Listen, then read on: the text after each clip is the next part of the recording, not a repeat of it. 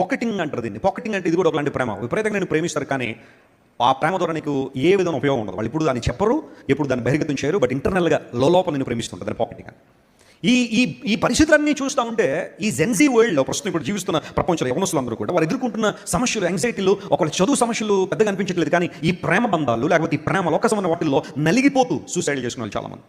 I'm telling you to all the boys, అంటే ఇవన్నీ recent statistics చెప్తున్నాను నేను. కొన్నిసార్లు గుడ్డిగా నువ్వు ఎవరినో ప్రేమించి ఆ తర్వాత అక్కడ నుంచి నో అని చెప్పినా, లేకపోతే వాళ్ళు ఇట్లనే లవ్ బాంబింగ్ అనే అలాంటి ఆ ట్రెండ్లో నేను తీసుకెళ్ళినప్పుడు, please don't be disappointed. Your life is more valuable than a person. Your life is more valuable than the love in your life.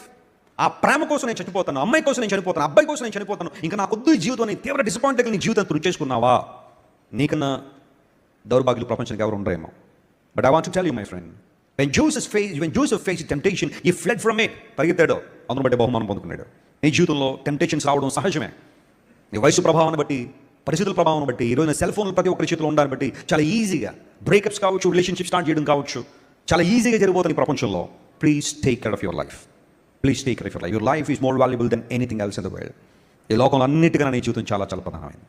అమ్మాయిలు జాగ్రత్త, ఎవడొస్తా నీ దగ్గరికి గుండె పగిలేలా ప్రేమించమంటావా, పగిలిన గుండెతో ప్రేమించమంటావా. కవిత్వాలు వీడికి చదువులో ఉన్నట్టు వాడికి ఐఏఎస్ ఆఫీసర్ అయిపోతున్నాడు, కానీ అవ్వలేదు వీడు. రోడ్ల మీద తిరుగుతూ ఎక్కడ పట్టేసేటి కవిత్వాన్ని పట్టుకొచ్చి అంటే నీ దగ్గర గుండె పగిలేలా ప్రేమించమంటావా, పగిలిన గుండెతో ప్రేమించమంటావా అంటే వెంటనే టెక్స్ట్ అయితే టెక్స్ట్, పేపర్ మీద రాయి, తెలుగులో వస్తే తెగిన చెప్పుతో కొట్టమంటావా, చెప్పు తెగేదా కొట్టమంటావా రాసే.